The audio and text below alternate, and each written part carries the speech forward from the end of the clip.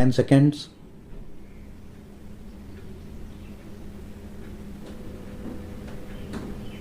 Start. Now, sir, honorable members will recall that the bill was introduced in the House of the People on the 2nd September 2003. It has had a long history, and in one form or another it has been before the public since the end of 1949.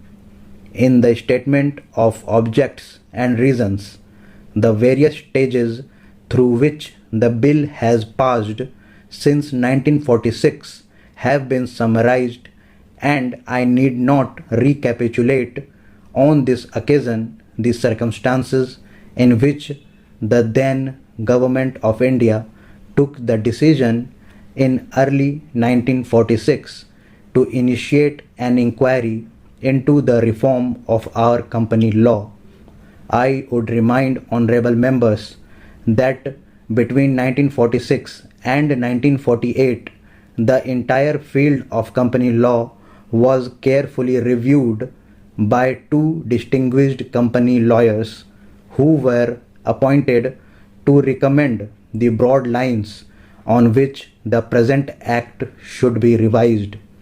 Their recommendations were examined in the then Ministry of Commerce, and certain tentative departmental views which emerged were circulated in a comprehensive memorandum to all recognized trade and industrial associations, bar associations, the high courts, and the state governments.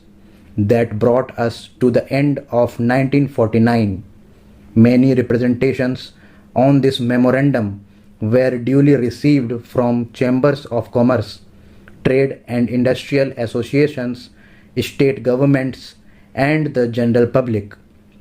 At the end of 2000, the Government of India appointed a committee under the chairmanship of Shri Bhabha to go into the entire question of the revision of the Companies Act, with particular reference to its bearing on the development of trade and industry in this country. This committee examined a large number of witnesses in many parts of the country and submitted its report in March 2002.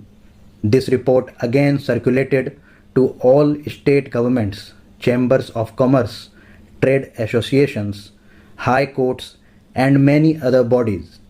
At the same time, a special officer was appointed in the Department of Economic Affairs, Ministry of Finance, to examine the report in the light of the views received from the interested public and to submit proposals to government for the revision of the present act.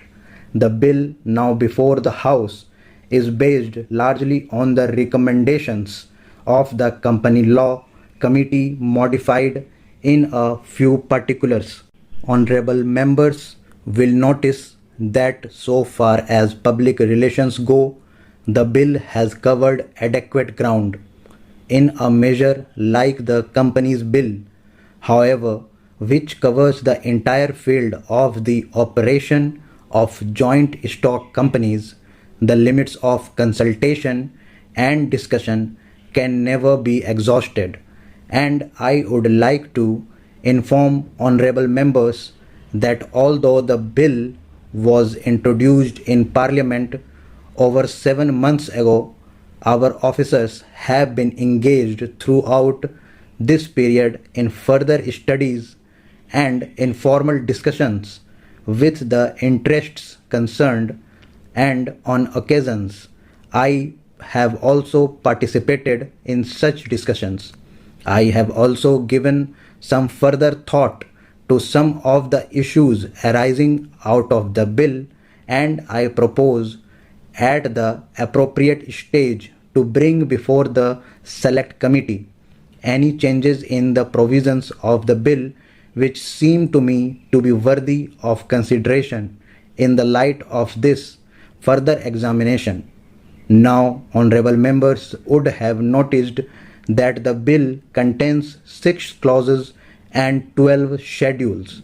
I think it is probably one of the longest legislative measure in recent legislative history, but its size might be regarded as misleading unless I make a few comments.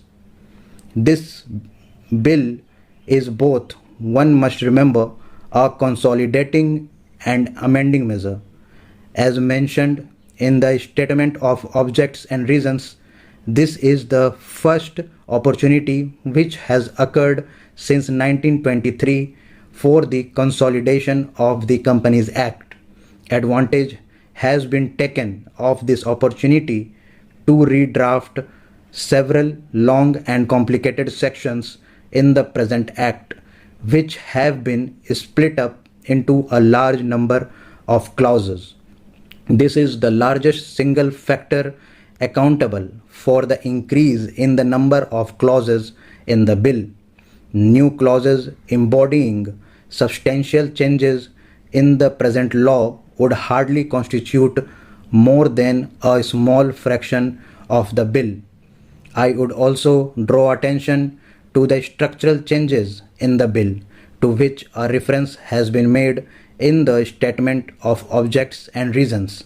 The redraft of the bill and the rearrangement of the existing chapters in the Companies Act in a more logical order have, I think, resulted in a noticeable improvement in the form of the bill, and I hope will facilitate better understanding and appreciation of the scheme. I wish that the Act, which came into effect long ago, was implemented properly. I know that the minister here is very earnest in implementing it, but unfortunately his colleagues at the state level are disappointing him. Unfortunately, no steps have been taken for trimming or toning up the administration at the state level and at the district level. They have to be taken immediately.